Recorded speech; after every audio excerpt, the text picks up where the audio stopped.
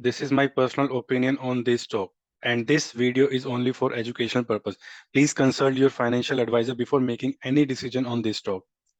Hello everyone, welcome back to our channel. आज हम discuss करेंगे आईक्यू लाइटिंग लिमिटेड स्टॉक के बारे में। इसका जो प्राइस चल रहा है अभी, इसका प्राइस है 283। आज डेट है 8 मार्च 2024। सबसे पहले हम डिस्कस करेंगे इसके फंडामेंटल्स। फंडामेंटल में हम देखेंगे मार्केट कैप। मार्केट कैप है 2188 करोड़ और इसका करंट प्राइस है 283। और अगर इसको इसकी बुक वैल्यू से कंपेयर करते हैं तो बुक वैल्यू है 67। तो अभी ये स्टॉक अपनी बुक वैल्यू से 4 टाइम्स कॉस्टली मिल रहा है। और अब इसका आरओई चेक करते हैं। आरओई है 39%। This is very amazing number for this company. ROCE है 30%। This is also good number. अब हम स्टॉक के पी की बात करते हैं। स्टॉक का पी है 33 एंड इंडस्ट्री का पी है 41। तो इंडस्ट्री के पी से ये स्टॉक अभी सस्ता है। अब हम सेल्स ग्रोथ देख लेते हैं। सेल्स ग्रोथ है 8.14। तो ये कोई अच्छा नंबर देखने को नहीं मिल रहा सेल्स ग्रोथ में। अब हम इसका पी के साथ ईपीएस को कंपेयर करते हैं। अगर आप देखेंगे 24 अगस्त 23 में पी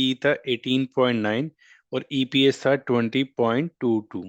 तो अच्छा ईपीएस था और पी भी लो पे था, तभी आपको यहाँ पर एक जंप देखने को मिला था। बट 25 अगस्त में अगर आप देखेंगे ईपीएस था 7.7 एंड पी था 48.8, जो ये रिवर्स हो गया। ईपीएस कम हो गया, पी बढ़ गया। तो वहां से आप देखेंगे स्टॉक जो है डाउनफॉल में ही है। अब हम इसके पीएस के साथ इसको कंपेयर कर लेते हैं। आईक्यू लाइटिंग का पी है 33.70 और बाकी कंपनीज का अगर आप चेक करोगे तो मोस्टली सबका ज्यादा है। तो इंडस्ट्री के पी से अभी ये स्टॉक सस्ता मिल रहा है। हम फर्दर चेक करते हैं इसके क्वार्टरली रिजल्ट्स एंड ऑल, तब देखते हैं हमें इस स्टॉक को में पोजीशन बनानी चाहिए या नहीं। तो क्वार्टरली रिजल्ट्स में हम सबसे पहले देखेंगे कंसोलिडेटेड फिगर्स जो करोड़ में है। अब देखेंगे दिसंबर में कंपनी ने जो सेल्स डिक्लेयर करी है वो है 117 करोड़ और सितंबर 23 में थी 118 करोड़। तो यहाँ पे ना ही हमें कोई जंप देखने को मिला है, फ्लैट सेल्स हैं। तो ये एक अच्छे नंबर बिल्कुल भी नहीं है। और इसको आप जून में भी कंपेयर करेंगे तो जून में थी 108। तो कंपनी की सेल्स में कोई भी इंक्रीमेंट देखने को नहीं मिल रहा। और अगर आप चेक करते हैं प्रॉफिट बिफोर टैक्स, जून 23 में था 19, सितंबर 23 में है 26 और दिसंबर 23 में हुए 25। प्रॉफिट बिफोर टैक्स भी जो है फ्लैटिश है। तो ये एक अच्छे नंबर नहीं लग रहे हैं। नेट प्रॉफिट की बात करते हैं। नेट प्रॉफिट था जून 23 में 14 करोड़ का एंड सितंबर 23 में 18, दिसंबर 23 में 19। तो कंपनी में वही ग्रोथ देखने को नहीं मिल रही है। ईपीएस अगर आप चेक करते हैं, ईपीएस में थोड़ी इंप्रूवमेंट है बट हमें sales, profit before tax, net profit में अच्छे नंबर्स देखने को नहीं मिल रहे हैं। अब हम इसके स्टैंड अलोन की बात कर लेते हैं। स्टैंड अलोन अगर हम चेक करते हैं, कंपनी ने दिसंबर 23 में सेल्स जो करी है 59 करोड़ की और सितंबर 23 में कर दी 67 करोड़। तो डाउनफॉल है सेल्स में। अब हम प्रॉफिट बिफोर टैक्स चेक कर लेते हैं। प्रॉफिट बिफोर टैक्स देखिए, सितंबर 23 में था 14 एंड दिसंबर 23 में हो गए 8। तो यहाँ पे भी हमें डाउनफॉल देखने को मिल रहा है। नेट प्रॉफिट में भी हमें डाउनफॉल देखने को मिल रहा है एज वेल एज ईपीएस में भी। तो नंबर्स हमें अच्छे देखने को नहीं मिल रहे हैं। अब हम चेक कर लेते हैं profit and loss. Profit and loss में सबसे पहले हम चेक करेंगे कंसोलिडेटेड फिगर्स। मार्च 23 में कंपनी की सेल्स थी 359। उसको अगर कंपेयर करते हो मार्च 22 में तो वो थी 332। तो कोई अच्छा जंप देखने को नहीं मिला है। और इस साल मार्च 24 तक company might be able to do 461 crore. अगर कंपनी ये नंबर कर पाई तो एक अच्छा जंप होगा। प्रॉफिट बिफोर टैक्स देखते हैं। प्रॉफिट बिफोर टैक्स मार्च 22 में था 69, जो गिर के मार्च 23 में हो गया 66। इस मार्च 24 तक company might be able to end up with 87। So this would be a good number. Net profit भी अगर आप चेक करें, मार्च 22 में 51 करोड़, मार्च 23 में 50 एंड दिस मार्च 24 तक company might be able to do 65 crore. तो यहाँ पर हमें अच्छा जंप देखने को मिल रहा है but it is not confirm. अब हम इसके स्टैंड अलोन चेक कर लेते हैं। स्टैंड अलोन में अगर आप चेक करेंगे, मार्च 23 में कंपनी की सेल्स थी 241 करोड़ और दिस मार्च 24 तक company might be able to do 250 crore. तो यहाँ पे भी हमें कोई जंप देखने को नहीं मिल रहा। तो ये फ्लैटिश सेल्स हैं। प्रॉफिट बिफोर टैक्स देखेंगे। प्रॉफिट बिफोर टैक्स 23 में था 33 करोड़ का। दिस मार्च 24 तक company might be able to do 39 crore. तो यहाँ पे भी कोई अच्छा जंप देखने को नहीं मिल रहा। Same with net profit. Net profit March 23 में था 25, इस मार्च 24 तक company might be able to do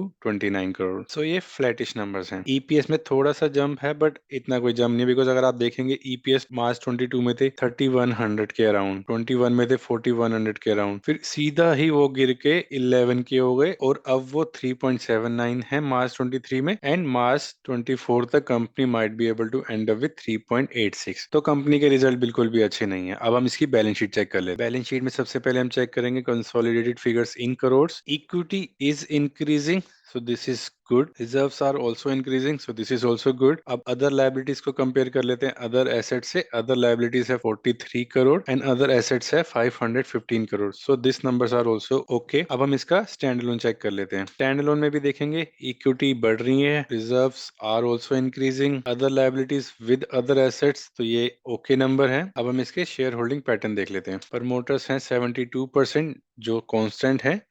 FI जून 23 में 5% था, सितंबर में स्टेक कम करके 3% के अराउंड रह गए, एंड दिसंबर में फिर कम कर दिया एफआई ने स्टेक अपना। 1.51% स्टेक है एफआई का। डीआई का स्टेक जो है ऑलमोस्ट कांस्टेंट है। पब्लिक थोड़ा थोड़ा स्टेक बढ़ा रही है, तो मे बी पब्लिक इस स्टॉक में फंस रही है एंड एफआई को उतना कॉन्फिडेंस नहीं आ रहा इस स्टॉक में। अब हम इसके कुछ अदर हाईलाइट्स चेक कर लेते हैं। अगर आप रेवेन्यू देखते हैं, revenue from operations till financial year 23 तक इस कंपनी में अच्छी ग्रोथ थी, बट अभी 9 मंथ्स फाइनेंशियल 24 में आप देखेंगे तो हमें डिप देखने को मिल रहा है। तो this is not good sign for this company. ROE and ROC check करेंगे। Company was doing ROE at 60%, वो गिर कर फाइनेंशियल ईयर 24 में रह गया 23%। तो this is very bad numbers for this company. Profit after tax भी चेक कर लेते हैं। Profit after tax financial year 23 में थे 654 करोड़ के, जो इस फाइनेंशियल ईयर 24 में है 510 करोड़। तो नंबर्स गिरे हैं, परसेंटेज में थोड़ा इंक्रीज हुए, मे बी एक्सपेंसेस कम किए होंगे, but numbers are not good. अब अदर फैक्टर्स डिस्कस कर लेते हैं। Industry growth, the India EMS market, industry की ग्रोथ देखिए 25% सीएजीआर से है, 32% सीएजीआर। इंडस्ट्री ग्रो कर रही है बट ये कंपनी ग्रो नहीं कर रही है। Indian LED lighting market 12% CAGR से ग्रो कर रही है। Indian home and decorative lighting 14% CAGR से ग्रो कर रही है। Indian LED lighting EMS market 27% से ग्रो कर रही है, बट हमें आईक्यू लाइटिंग के बैलेंस शीट्स में हमें ग्रोथ देखने को नहीं मिल रही है। Industry growth, commercial refrigeration, Indian CR industry to grow rapidly, lighting solution in CR industry to grow in line 8% CAGR से ग्रो कर रही है, बट आईक्यू लाइटिंग ग्रो नहीं कर रही है। अब हम इसके कुछ टेक्निकल्स की बात कर लेते हैं। सबसे पहले हम देखेंगे इसका डेली टाइम फ्रेम का chart. Daily time frame chart पे जैसे कि हमें नजर आ रहा है, ये कंटिन्यूअसली डाउन ट्रेंड में है, और आरएसआई भी अगर आप चेक करेंगे तो ये बिलो 40 है। So this is not good as per technical chart also. अभी ये हमें लग रहा है एक छोटा से कंसोलिडेशन जोन में है। अगर ये 280 के नीचे जाता है तो हमें एक अच्छा डाउनफॉल फिर देखने को मिल सकता है। अगर ये 300 के अराउंड जाता है तो हमें एक छोटा सा अप ट्रेंड देखने को मिल सकता है अराउंड 330 340। अब हम इसका 15 मिनट्स का चार्ट देख लेते हैं। 15 मिनट्स के चार्ट में आप देखेंगे 280 के अराउंड इसने एक अच्छा सपोर्ट किया है। फर्स्ट टाइम यहाँ पे सपोर्ट किया था, सेकंड टाइम यहाँ सपोर्ट किया था, थर्ड टाइम यहाँ सपोर्ट किया है। तो हो सकता है 280 के अराउंड सपोर्ट करके ये स्टॉक आपको 300 के टारगेट्स दिखा सकता है। But do your own research before taking any decision and please consult with your financial advisor also. इस स्टॉक में हमारी राय है कि प्लीज इस स्टॉक में पोजीशन ना बनाए अगर आपने इस स्टॉक में एंटर नहीं किया हुआ, बिकॉज कंपनी के फंडामेंटल्स बिल्कुल भी कंपनी के फेवर में नहीं है। हो सकता है टेक्निकल के बेस पे थोड़ा अप जा सकता है, but as per fundamental we don't see this stock going in uptrend. Thanks for watching. If you like this video and learned something from it, then please support our YouTube channel.